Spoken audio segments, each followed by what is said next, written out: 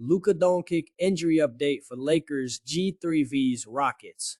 Tonight, Lakers and Rockets in Houston with LA up 2-0 in the series. Let's talk about it with NBA reporter Dave McMenamin. Dave, Rockets down 0-2 and Kevin Durant could be out with another injury. What more can you tell us? Yeah, Jay, he missed game one with a sore right knee. He's still not fully over that knee injury, but in game two, I'm told in the second half, he tweaked his left ankle. So he's questionable going into tonight. Now, he was in the building for shoot around, but we imagine this to be another game time decision type of situation like he was in game one when he couldn't go, like he was in game two when he decided he could go. But clearly it affected him in the second half of game two. He had 20 points at halftime. Only went 1 for 5 after halftime, had 5 turnovers, and the Lakers were able to grab control of that series with their defensive intensity. All right, we'll keep an eye on that. As for the Lakers, they could be getting Austin Reaves back tonight. What's the latest on this? Yeah, today marks 3 weeks and 1 day since Austin Reaves suffered that left oblique strain April 2nd against the Oklahoma City Thunder. I'm told he's been working his butt off behind the scenes to try to get back to this space where he could potentially go. Now, obviously, the Lakers have house money right now. They're up 2-0 in the series. They don't necessarily need him to play tonight, but I'm told the Lakers look at the Rockets right now as they're going to be as vulnerable as they see them all series long. They've lost 2 in a row, and obviously, if you go up 3-0, you're basically putting the clamps down and starting to think about the second round. And so, you know, this could be a situation like Austin Reaves went through when he missed all of January with a calf strain. When he came back, he was coming off the bench for a few games before he came back to the starting lineup. As for Luka Doncic, who also went out April 2nd against OKC, he was back on the practice floor doing some light shooting, very controlled movement on Thursday, but he is still remains out for game 3 tonight in Houston. That is Dave McMenamin with the very latest. Dave, thank you so much. Knicks-Hawks game 3 in Atlanta last night. Series tied at 1, 24 seconds to go. Knicks up 1. Jalen Brunson with a drive. Tough shot. He's going to put it up. That's an air ball. Shot clock violation. Hawks get the ball. 16 seconds on the clock. Still a 1-point game. C.J. McCollum. Step back, got it. Clutch shot from him. He was 5 for 7 from the line, so he also made his free throws. Hawks go up 1. 9 seconds left. Knicks down 1. Final possession. Josh Hart to Brunson. Brunson driving baseline. I don't know what that play was. Hawks now have the ball, and this game is over. 109-108 Atlanta. Watch it again. Atlanta up 2-1 in the series. Here's Jalen Brunson after the game with reporters. Jalen, obviously a tough loss. Can you walk us through what you, I guess, saw in the last 2 possessions there down the stretch?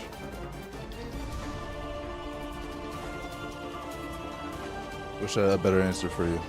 I got nothing right now. Nope, nothing. Chiney Bumake back with us. Chiney, what's the biggest concern for the Knicks right now?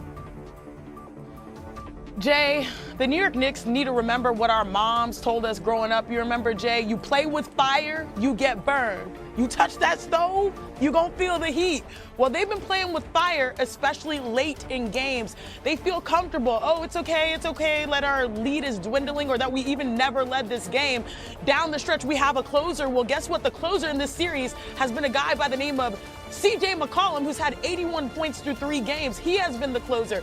Multitude of issues, multitude of red flags for the New York Knicks, including not exploiting their mismatches down the stretch. How are you going to let Jonathan Kuminga guard Karl Anthony Towns down the stretch and not run offense and have Karl Anthony Towns punish him on the block? And then on top of that, if you think about it, Mikal Bridges had this many points. His first ever postseason game with this many points. A multitude of problems happening right now for the New York Knicks. They have to play with pride moving forward and also make sure they treat every possession like it's their last, because it could be very soon. Could be. And just a reminder from my personal researcher, Bryce Harris, it's Knicks-Hawks, because the Boston Celtics bench beat the Orlando Magic starters on the last day of the season and changed the playoff seedings. It would have been New York and Toronto, and the Knicks have won the last 13 games against the Raptors. Matchup thing. I'm just saying. Also, last night, Chiney, the Timberwolves beat the Nuggets 113-96 in Game 3 to take a 2-1 series there. What's been the story of this series so far? It has been oui, yes, from the Frenchman. Yes, his play has been sensational. It's been phenomenal. You have a 4-time Defensive Player of the Year going up against a 3-time MVP. And right now, defense is the reason why you're winning games. Give plenty of credit to Rudy Gobert for limiting Nikola Jokic. So far in this series, while Rudy Gobert is guarding him, he is shooting Jokic 13 for 40 from the field and 4 of 19 from 3. And the reason why I love Gobert's defense is that you don't have to send a double team. Typically, the gravitational pull that Jokic has surrounded by the shooters means you have to throw everybody and your mama and your kitchen sink at that MVP. But instead, he's so good defensively that you can have him in single coverage. So the Timberwolves have full control right now, playing at home in the series, and it's largely due to the defensive effort of Rudy Gobert. At this stage, the discussion reinforces how elite individual defense can completely alter a series. When one player is capable of neutralizing a top offensive force without requiring constant help, it allows the entire team to stay organized and disciplined. This creates a ripple effect, limiting open shots and forcing inefficient decisions. It's a clear example of how defense, when executed at the highest level, can dictate the pace and control of the game. Just imagine us throwing our mamas in the kitchen sink. No, we don't want to really do this. It's just metaphorically, okay? Like everybody and their mama, and then also the kitchen sink, metaphorically. I love my mama. I love my mama. Me too. The NBA playoffs and the Spurs and Blazers tied at 1 game apiece as their series shifts to Portland for tonight's Game 3. The big question, of course, is will Victor Wembanyama play? He's questionable after suffering a concussion on Tuesday night. Wemby did travel with the team, and according to Coach Mitch Johnson, is progressing through the NBA's concussion protocol. NBA writer Michael C. Wright with us now from Spurs practice. Michael, what can you tell us about Wemby's status for tonight? Well, I can just tell you right now, he's officially listed as questionable. And that's sort of a positive, it's a positive indication that Victor is progressing through the concussion protocol the way that they want him to. Now, right over here, the Spurs are taking part in shoot around and they haven't opened it up yet. So here in a few minutes, we should be able to see if Victor's actually on the floor with his team. But look, the league protocol is a straightforward thing. The concussion protocol is a straightforward thing. He's going to have to pass a bunch of benchmarks and different tests that are administered between the team's medical staff and the league. And then once that all happens, he's still got to get clearance. And I was told by someone within the organization that he's got to feel comfortable, the team has to feel comfortable, and the doctors have to feel comfortable about putting him back out there. So it's a step-by-step process, and he is progressing nicely. Okay, we will let you go watch practice. Michael C. Wright, thank you for that update. Appreciate you so much. All right, so the Spurs have unsurprisingly been much better with Wemby manning the middle. Their offensive rating in the regular season was 6 points better with him on the court, while the defensive rating improved by 10 points with the Defensive Player of the Year. Basketball analyst Chiney Gwumake with us now. All right, Chiney, if Wemby can't go tonight, how do the Spurs win Game 3? Jay, this will be a tall task for the San Antonio Spurs to win Game 3 up against a Portland Trailblazers squad that's playing good basketball. And yes, the pun is intended, especially without Victor Wembanyama. But moving forward, I have my eye on De'Aaron Fox. He is a true young veteran. And I say young because he plays like a player with young legs, even though he's got 9 seasons in the NBA. He's a 2-time All-Star. He was an All-Star this year. And most importantly, he can do it on both ends of the floor and galvanize his squad full of Stephon Castle, Devin Vassell, a number of players that need to play well, especially their backcourt. Don't sleep on the fact that he was the 2023, I believe, Clutch Player of the Year. Don't sleep on the fact that he has led the NBA 1 year in steals. And most importantly, don't sleep on the fact that he went toe-to-toe versus Steph Curry and the Golden State Warriors when he was a member of the Sacramento Kings. So look to him to lead right now, especially this young backcourt. Just don't sleep. Don't sleep at all, because there are too many facts. Yeah, don't sleep at all. You don't want to sleep. Nope. Much more Chiney to bid on last night's Game 3. Chiney, thank you very much. Chiney's not going to sleep. Neither of us will sleep. Still ahead on sports. We are hooping in Philly tonight. Sixers and Celtics tied at 1 game each in their playoff series. Let's talk about it with senior NBA writer Tim Bontemps joining us live from Philadelphia. Tim, what can you tell us about Joel Embiid's status for Game 3 tonight and for the rest of this series?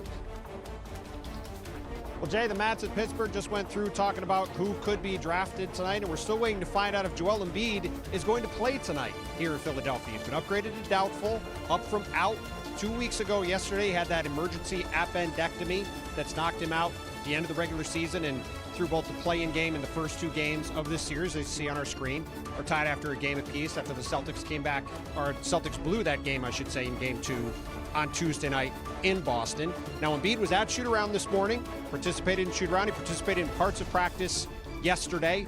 And while he is doubtful, we have seen Joel Embiid go from doubtful to in a lot of times in his career. So I would not say right now that there's no chance that we'll see Embiid play tonight. Now, Jay, we will see if Embiid is able to go. I would not expect him to immediately be playing 30, 35 minutes. He is coming off an abdominal surgery. He hasn't played in a couple weeks. You're playing against a Celtics team that tends to be very quick, shoots a lot of threes, has a lot of perimeter players. So perhaps he only comes back in a cameo role. But for a Sixers team that obviously is now back in the series after that Game 2 win, it would certainly be a huge boost if they get their superstar center back on the court in any form tonight here in front of what should be a raucous crowd here at home against the rival Celtics. Oh, it's going to be very loud. Tim Bontemps from Philly. Thank you, my friend. Well, the Celtics are favored by 7.5 on the road tonight. 84% of the money on DraftKings Sportsbook is on Boston to win by 8 points or more. That is the largest percentage of money on any team to cover the spread tonight. Boston was favored, by the way, by double digits in games 1 and 2. Aaron Dolan here to help us bet tonight's NBA slate. Aaron, lots of money coming in on Boston. So how are you playing Celtics Sixers? I would lay the points of the Boston Celtics, and that's really hard to say, especially as a Philly girl. But like you mentioned, Jay, they were double-digit favorites in their first 2 games, so we're seeing a 6-point adjustment heading into Game 3, of course, heading to Philly. Now, in Game 2, the Sixers, that was a stunner there. They shot great from the field as well as from 3, so I do think that there's some shooting regression that will be looming. The Boston Celtics are better on offense, they're better on defense, and again, it's going to be hard to recreate what they did in Game 2, so I do think they can win on the road and also cover. As for a player prop, I'm looking at Derek White to go over 2.5 made threes.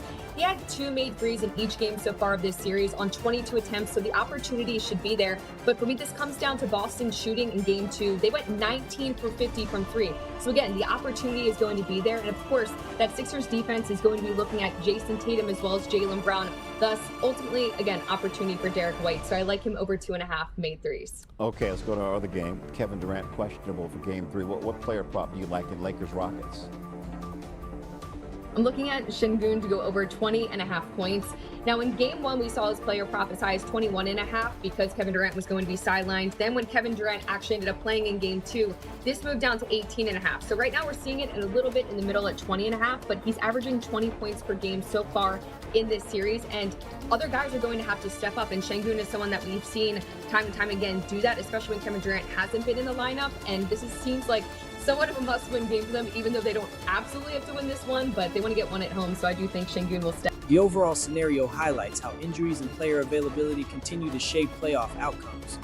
Teams must constantly adjust based on who is able to play, which directly impacts rotations, chemistry, and overall performance. Depth becomes increasingly valuable in these situations. Another key takeaway is the importance of execution in clutch moments. Close games are often decided by a handful of possessions, and failing to capitalize or defend properly in those moments can swing an entire series. Discipline and focus are essential. There is also a strong emphasis on leadership, whether it's stepping up in scoring, organizing the offense, or anchoring the defense. Teams need players who can guide others under pressure. Without their presence, even talented rosters can struggle. Ultimately, playoff success comes down to consistency, adaptability, and resilience.